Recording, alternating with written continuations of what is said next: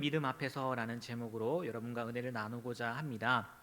먼저 또 다른 말씀을 한번 보도록 할게요. 출애굽기에 있는 구약성경 출애굽기 16장 31절의 말씀인데요. 이 말씀은 한번 같이 읽도록 할까요? 앞에 준비되어 있습니다. 한번 읽도록 하겠습니다. 이스라엘 족속이 그 이름을 만나라 하였으며 가시같이 희고 맛은 꿀 섞은 과자 같았더라. 어떤 말씀인지 아실 거예요. 또 다른 말씀 또 한번 읽어볼게요. 민수기 21장 5절 말씀입니다. 네, 한번 읽어볼까요? 백성이 하나님과 모세를 향하여 원망하되 어찌하여 이 광야에서 죽게 하는가? 이곳에는 먹을 것도 없고 물도 없도다. 우리 마음이 이 하찮은 음식을 싫어하노라 하매. 아멘.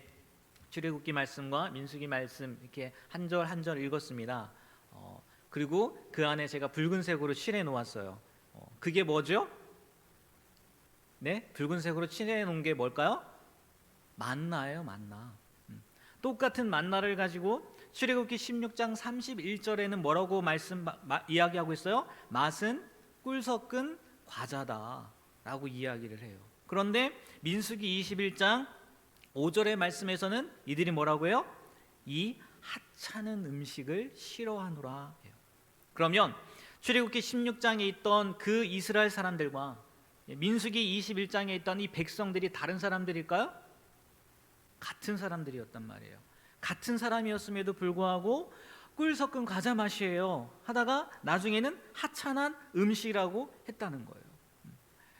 여러분, 이 만나 우리는 먹어보지 못해서 알진 못하지만 이 만나가 어떤 음식입니까? 이스라엘이 출애굽을 하고 광야 생활을 할 때 하나님께서 정말 기적적인 방법으로 음식을 내려주신 거잖아요. 새벽에 일어나서 나가보면 뭐가 내려와 있어요? 만나가 내려와 있는 거예요. 특별히 금요일 새벽에 가면은 토요일 것까지, 안식일 것까지 해서 이틀치의 양을 갖고 왔어도 그게 썩지 않고 남아 있었단 말이에요.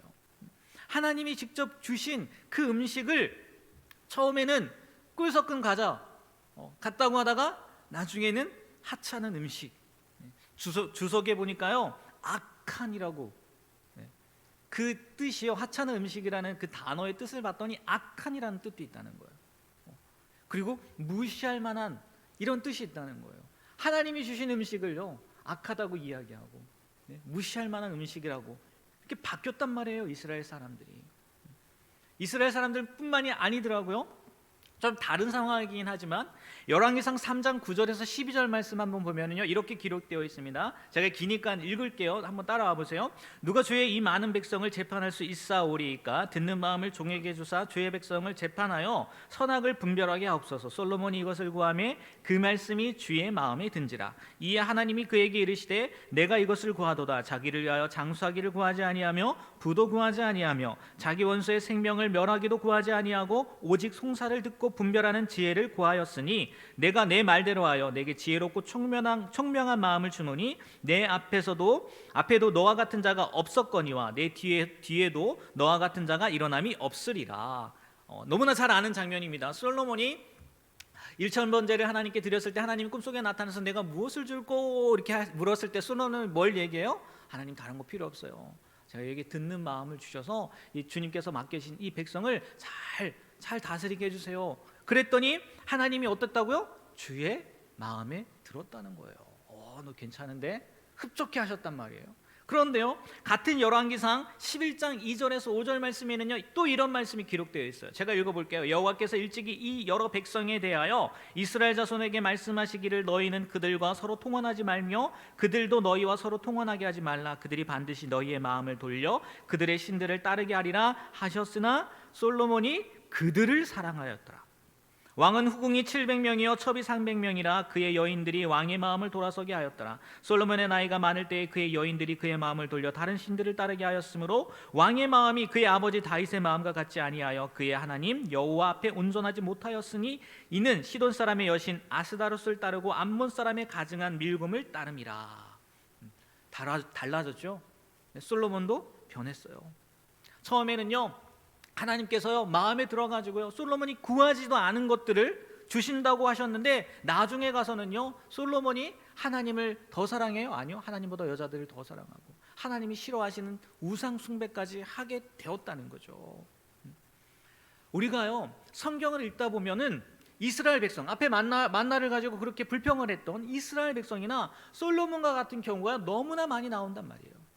처음과 같지 않은 믿음 혹은 신앙이 변하는, 신앙생활이 바뀌는, 신앙 태도가 변하는 그런 경우가 많이 일어난단 말이에요. 드라마 대사 중에 어떻게 사랑이 변하니 그러잖아요. 그런데 사람이 변한단 말이에요. 사람끼리 그래 이해해요. 사람끼리라면 그럴 수도 있다고 생각을 해요. 그런데 전능하신 하나님 앞에서도 사람이 변한단 말이에요. 출애굽을 경험한 이스라엘 백성들 한번 생각해 보세요. 그들이 이집트를 나오기 전에 이집트 안에서 어떠한 일이 일어났습니까? 400년 동안 종살이하는 걸 하나님이 그 신음을 들으시고 어떤 기적을 베풀어 주세요? 모세를 통해서 10가지 재앙이 이집트 땅에 내리지 않습니까? 물이 피로 바뀌질 않나? 개구리가 나오질 않나? 이가 생기질 않나? 파리가 나타나지 않나? 때로는요 이게 이집트 사람들에게만 나타나고 고센 땅에 있는 이스라엘 백성들에게는 또 없잖아요. 파리 같은 경우에는 그런 놀라운 일을 경험했단 말이에요. 그 일뿐입니까? 네? 출애굽을 하고 나선 어떠한 일이 일어나요? 바로 출애굽하자마자 눈앞에 뭐가 있어요? 홍해가 있었잖아요. 네. 인간의 힘으로 건널 수 없는 거란 말이에요. 그런데 하나님께서 그 홍해를 어떻게 해요? 갈라주셨다고요. 자기들 눈앞에서 갈라주셨다고요. 성경을 보십시오. 바다가 갈라지면 뭐가 나타나야 돼요? 뻘이 나타나야 되는 거 아닙니까? 그렇잖아요. 그래서 갯벌 체험도 하는 거 아닙니까? 그런데 성경을 보면요 이런 표현도 되어 있어요. 마른 땅을 건넜다고 이야기를 해요. 놀라운 기적 아닙니까?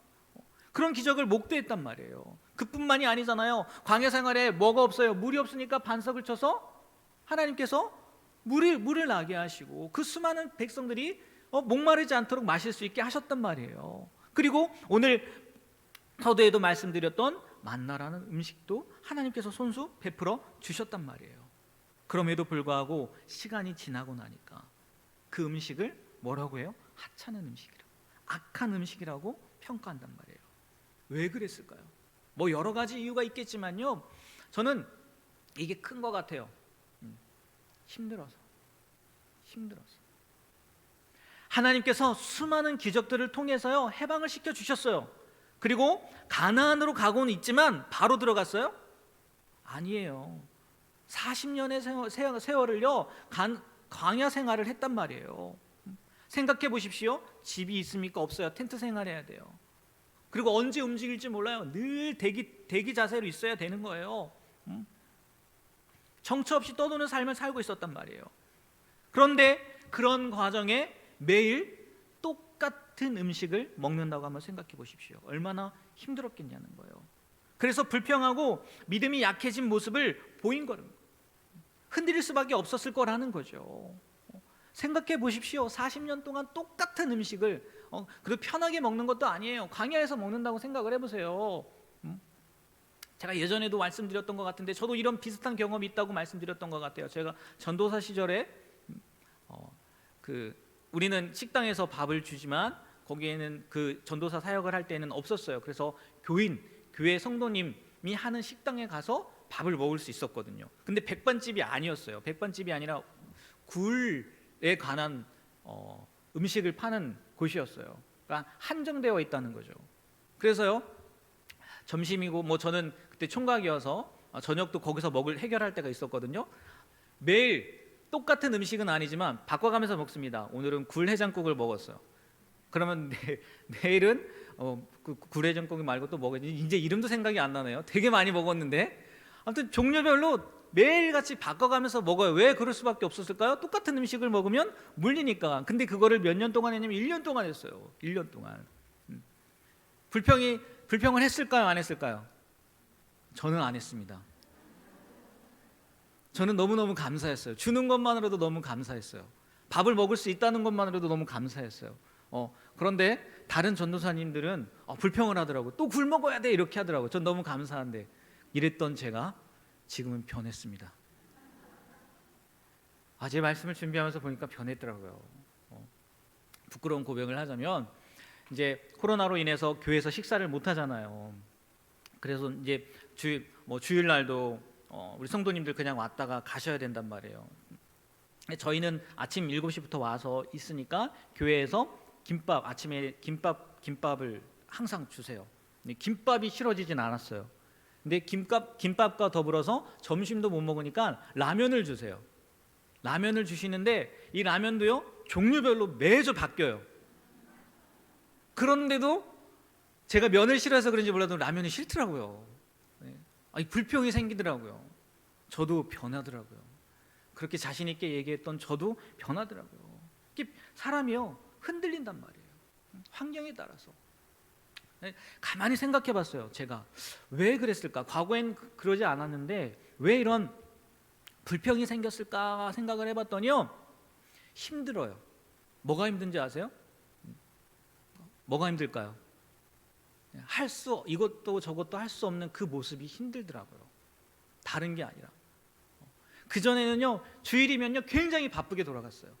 정말 눈코 틀 새 없이 바쁘게 돌아갔어요. 가만히 생각해 보니까요 그때는요 예전에 제가 교육부를 맡았을 때는요 점심을 아예 못 먹었거든요. 그런데도 불평하지 않았어요. 그런데 마음이 힘들다 보니까 이게 그런 마음들이 생기더라고요. 그러니까 저도 흔들리더라고요. 물론 이스라엘 백성들과 그 출애굽 당시의 이스라엘 백성들과는 다르겠지만 이들도 힘든 상황 가운데 있다 보니까 그게 처음에는 하나님이 주신 귀한 음식, 너무나 맛있는 음식이고 행복한 음식이었는데 변한단 말이에요. 흔들린단 말이에요. 어찌됐건 이들의 믿음이 신앙이 흔들리게 된 이유는요 그런 좋지 않은 상황 때문에 흔들렸다는 거죠. 그들의 삶이 너무 고달프고 힘들었기에 하나님의 약속의 말씀을 신뢰하지 못하고 불평이 생기고 원망이 생기고 하나님이 주신 음식임에도 불구하고 어느 누가 그 만나를 경험해 봤겠습니까? 그러니까 불평이 생긴다는 거죠. 흔들린다는 거죠. 하나님의 약속을 받았음에도 불구하고. 그리고요 반대로요 두 번째 솔로몬 이야기 했지 않습니까? 솔로몬은요 이스라엘 백성들과 전 반대의 상황인 것 같더라고요. 왜 이 사람은 흔들렸나 봤더니요 너무 좋았어요. 너무 좋았어요. 너무 평안했어요. 그래서 과거 하나님을 믿고 의지했던 그 믿음이요 흔들렸다는 거죠. 왜? 그렇게 하지 않아도요 인간적인 방법으로 너무 잘 되거든요. 이방 나라들과 연합하고 또 그 공주들과 결혼하니까 그 나라에 뭐가 와요? 정말 솔로몬의 이름처럼 샬롬, 평안이 오는 거예요. 그러니까 아무것도 하지 않아도 너무너무 좋은 거예요. 그러니까 조금씩 벗어나더니 아예 이제 맛이 확 가버린 거죠. 이 두 가지 상황을 보면서 꼭 우리의 모습이 생각나지 않나요? 우리 같지 않으세요? 우리들의 모습 같지 않으시나요? 과거로 돌아가서요 우리 학생 때를 생각해 보세요. 하나님 내가 이 대학만 붙으면 하나님 내가 정말 하나님을 위해서 온 힘을 다해서 내가 헌신하며 봉사할게요. 딱 붙었어요. 처음에 너무너무 감사해요. 너무 좋아요. 근데 대학교에 가보니까 뭐 안 그런 경우도 있겠지만 신천지가 따로 없어요. 너무 좋아요. 너무 행복해요. 제가 그랬습니다. 그래가지고 신앙생활을 하는데 개떡같이 하는 거죠.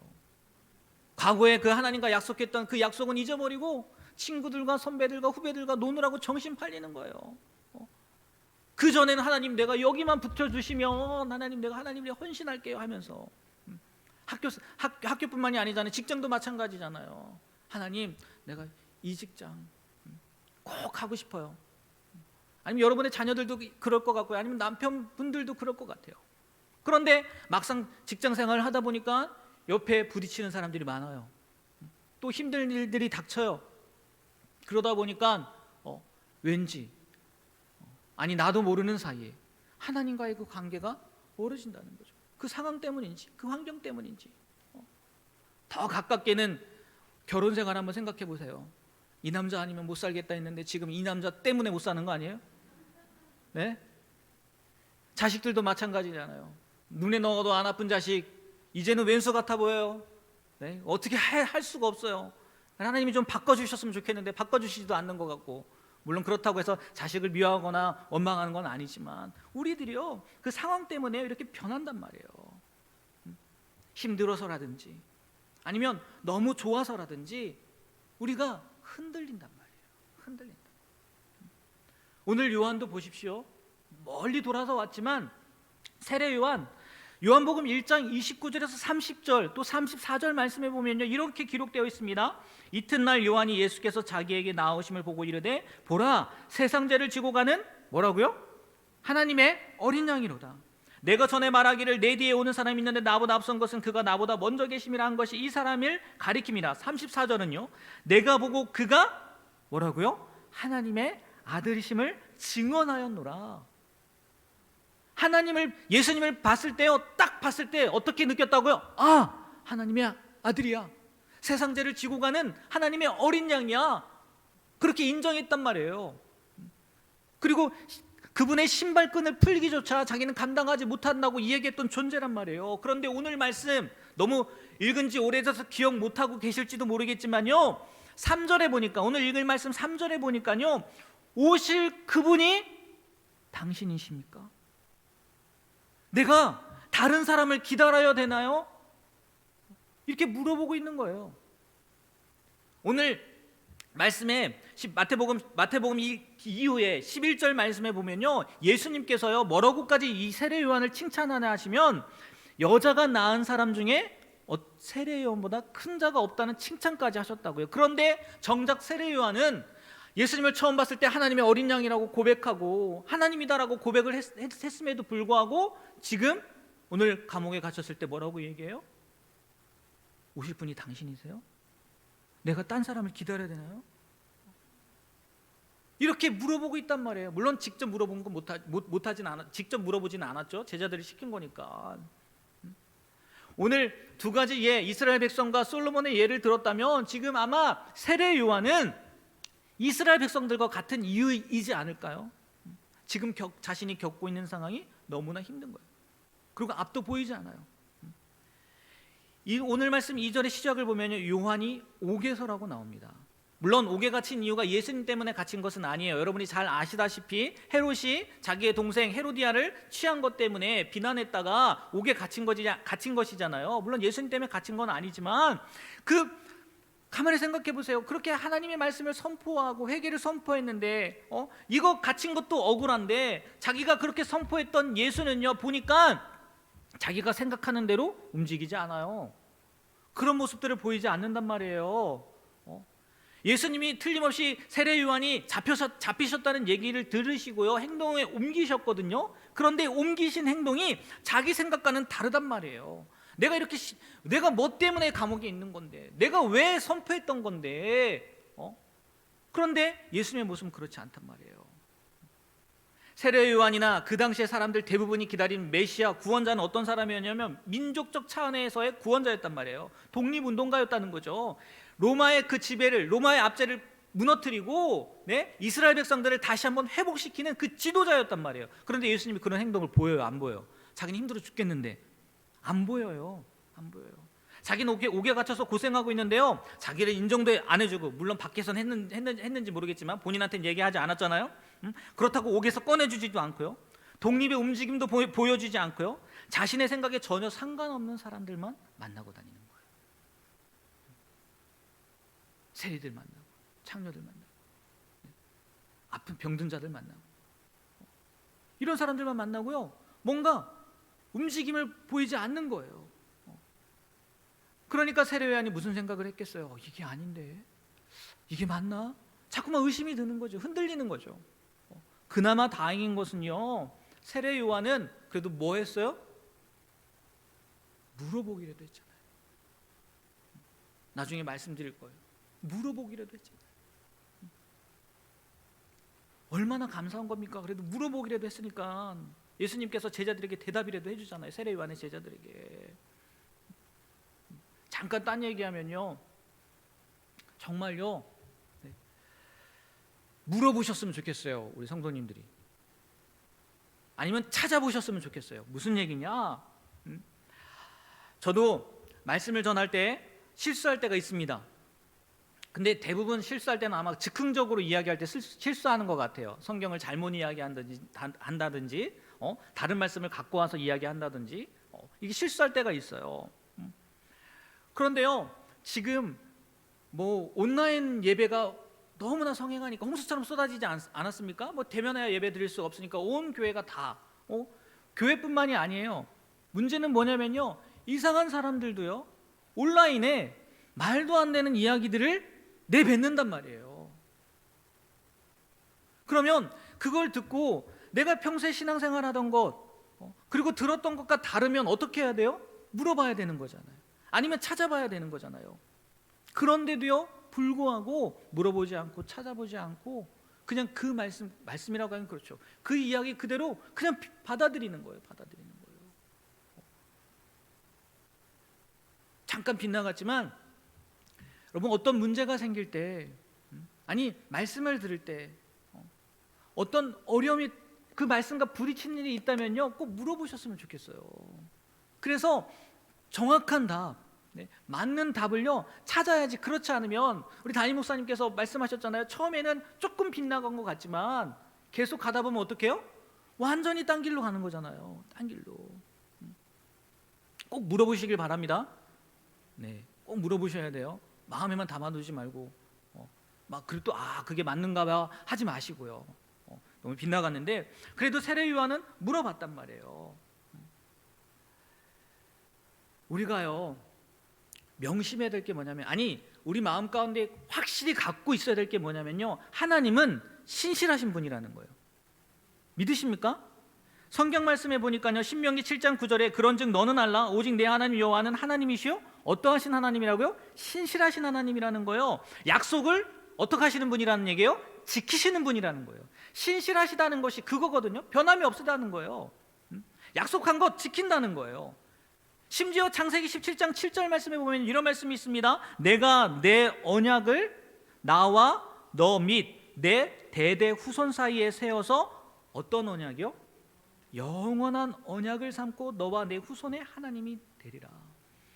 하나님은요 그 약속을 그냥 약속이 아니라 언약이라고까지 표현하시고요, 그게 1대, 2대, 3대로 끝나는 게 아니라 어떻게 해요? 영원한 언약으로 삼았단 말이에요. 이 언약이라는 게 뭐냐면요, 쉽게 말해서 생명을 건 약속이란 말이에요. 만약 지키지 못할 경우에 목숨까지도 내놓는다는 거예요. 그러면 생각해 보십시오. 하나님이 변하십니까? 하나님이 바뀌세요? 하나님이 약속하신 것을 어기세요? 아니에요. 오늘 말씀처럼요 우리가 변한단 말이에요. 우리가 흔들린단 말이에요. 상황에 따라, 환경에 따라, 또는 사람에 의해서 흔들린단 말이에요. 하나님의 약속이 잘못돼서 흔들리는 게 아니라, 하나님의 말씀이 잘못돼서 흔들리는 게 아니라 우리가 상황 때문에 흔들린다는 거예요. 그러면 이제 진짜 결론이고 본론이에요. 오늘 제목처럼 흔들리는 믿음 앞에서 우리가 어떻게 해야 되느냐는 거예요. 흔들리는 꽃들 속에서 내 샴푸향 그런 것만 느끼지 마시고, 샴푸향만 찾으려고 하지 마시고요, 흔들리는 믿음 앞에서 우리가 어떻게 해야 하느냐는 거예요. 제가 조금 전에 세례 요한이 그나마 나았던 게 뭐라고요? 물어봤다는 거예요. 물어봤다.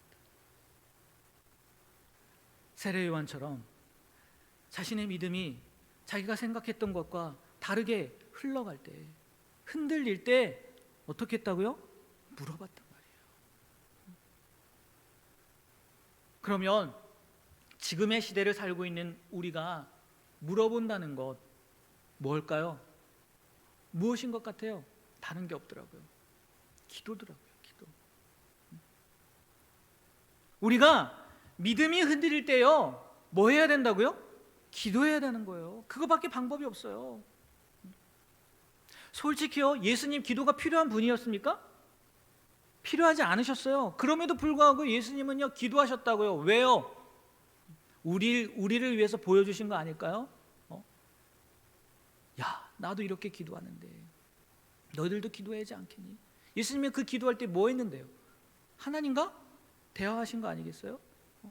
하나님과 이야기하신 거 아니겠어요? 묻고 답하고 그 모습이 기도한 모습 아니에요? 여러분, 우리의 믿음이 흔들릴 때요 다른 방법이 없더라고요. 하나님 앞에 나와서요 물어보는 거예요. 기도하는 거예요. 말하기는요 우리가 마음껏 이제 뭐 4단계라서요 그 마음껏 통성기도도 못하게 되어 있어요. 하지 말라고 딱 나와요. 그래도 제가 곰곰이 생각을 해봤는데 교회에 나올 수 있다는 것만으로도요 기도할 수 있는 이유가 생긴 거고요, 기도할 수 있는 방법이 생긴 거더라고요. 솔직히 댁에 계실 때, 집에 있을 때 얼마나 하나님 앞에 간절히 간구하셨어요? 얼마나 하나님 앞에 간절히 기도했어요? 쉽지 않잖아요. 그러니까 이 하나님 앞에 나와서요 아무리 짧다 하더라도요 기도하는 그 시간을요 뺏기지 않으셨으면 좋겠어요. 안 흔들리십니까 여러분? 네. 흔들리시잖아요. 그럼 어떻게 잡을 거예요? 그 흔들리는 믿음 어떻게 잡을 거예요? 하나님한테 묻는 것밖에 없거든요. 그러면 신실하신 하나님, 네, 영원히 언약을 맺어주신다는 그 약속의 하나님께서요 여러분에게 응답해 주신다는 거예요.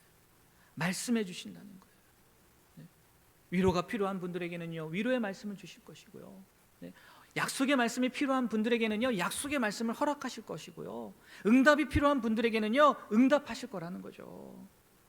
여러분 흔들릴 때 어떻게 하시라고요? 기도하십시오. 하나님한테 물으세요. 그리고요 또 하나는 예수님께서 세례 요한의 제자들에게 이야기했습니다. 뭐라고 얘기했는지 아세요? 너희들이 듣고 보는 것을 요한에게 알리라. 요한이 예수님이 뭘 했는지 몰랐을까요? 몰랐을까요? 알았어요. 그럼에도 불구하고 예수님께서 그 세례 요한의 제자들이 왔을 때 너희들이 듣고 본 것을 세례 요한에게 알리라고 했어요. 왜 그런지 아십니까? 이미 과거에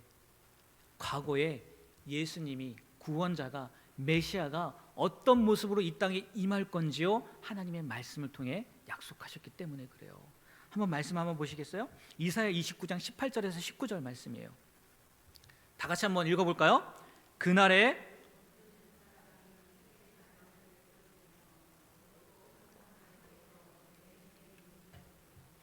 겸손한 자에게 여호와로 말미암아 기쁨이 더하겠고 사람 중 가난한 자가 이스라엘의 거룩하신 이로 말미암아 즐거워하리니.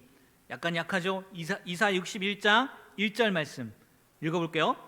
주 여호와의 영이 내게 내리셨으니 이는 여호와께서 내게 기름을 부으사 가난한 자에게 아름다운 소식을 전하게 하려 하심이라. 나를 보내사 마음이 상한 자를 고치며 포로된 자에게 자유를, 갇힌 자에게 노임을 선포하며. 이미요 과거에 이사야 선지자를 통해서 또 다른 구약 선지자를 통해서 메시아의 모습이요 선포되어져 있었어요.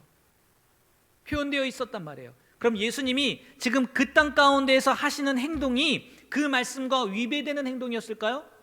아니에요. 똑같은 행동이었어요. 그 말씀대로 예수님이 살았단 말이에요. 말씀대로 사셨다고요. 기록된 말씀대로요 그 말씀의 내용을요 세상 사람들에게 보이셨단 말이에요. 그런데 지금 세례 요한은 그걸 못 보고 있었던 거예요. 알면서도. 다시 말해서 우리가 믿음이 흔들릴 때, 조금 전에 기도라고 했죠? 그럼 뭐가 따라올까요? 말씀이에요. 말씀. 우리가 흔들리는 믿음을 잡으려면요 다시 한번 하나님의 말씀에 뭐 해야 된다고요? 집중해야 돼요. 세례 요한도 알고 있었어요. 모르는 사람이 아니었다고요. 그런데 말씀에 집중하기보다 지금 보여지는 상황에 집중한 거예요. 보여지는 상황에 집중하니까 하나님의 말씀이 보이지 않는 거예요. 흔들리는 믿음에 집중하니까 하나님의 말씀을요 못 본 거예요. 우리도 마찬가지라는 거예요. 근데 정말 쉽지는 않은 것 같아요. 왜? 믿음이 흔들리면요 기도도 안 하고 싶고요 말씀도 안 보고 싶거든요. 그런데 답은 없어요. 이거는 영원 불변한 진리인 것 같아요. 기도와 말씀 외에는 없는 것 같아요. 다시 한번요 말씀을요 보시길 바랍니다. 그냥 읽는 게 아니라 그냥 읽는 게 아니라요, 깊이 묵상하셨으면 좋겠어요. 하루에 한 절을 읽는다 할지라도요, 그 말씀을 묵상하다 보면 이 말씀을 통해서 하나님이 나에게 어떤 말씀을 하실까라는 사모함으로 그 말씀을 바라보게 되면요, 하나님께서요 말씀해 주신다니까요. 그 말씀을 통해서요 우리의 눈을 떠 주신다니까요. 흔들리는 믿음 앞에서요 굳건하게 만들어 주신다니까요. 그래서요 정말 우리에게요 매일같이 통독은 못한다 할지라도요 말씀 묵상은요 빠뜨리지 않는 그런 습관처럼 빠뜨리지 않는 일이 되었으면 좋겠어요. 매일매일 가장 좋은 방법은 우리 새벽마다 뭐 주님 전에 나와서 예배 드리시는 분들은 그 말씀을 통해서 내가 어떻게 오늘 하루를 살아야 되는지 묵상하시면 좋고, 그렇지 못하면 뭐 집에서라든지 온라인으로 들으셔도 좋고, 그것도 안 된다면 내가 있는 그 말씀을요 집중해서 하나님이 어떤 말씀하실까 집중해서 듣는다면요 우리가 흔들릴 때마다 때로는요 흔들리기 전에 잡아주시더라고요. 그런 경험 안 해보셨나요? 흔들리기 전에 잡아주시더라고요. 그 말씀을 가까이 하면. 바라기는 흔들리지 않았으면 좋겠어요. 우리의 믿음이 처음이나 끝이나 똑같으면 좋겠어요. 아니 더 성숙하면 좋겠어요. 그러나 분명한 것은요 우리도 연약한 인간이기에 흔들린단 말이에요. 흔들린다. 그럼 그 흔들리는 믿음 앞에서 어떻게 된다고요? 다시 기도로, 다시 말씀으로. 그래서 굳건하게 흔들려도요 약간만 흔들리고요 다시 돌아오셨으면 좋겠어요. 그래서 하나님 보시기에 오늘 솔로몬을 처음 하나님이 칭찬했던 것처럼, 마음에 들었다고 이야기한 것처럼 그런 칭찬들을 듣고 살아가는 우리 불꽃교회 성도님들이 되시길 주님의 이름으로 부탁드립니다. 기도하겠습니다.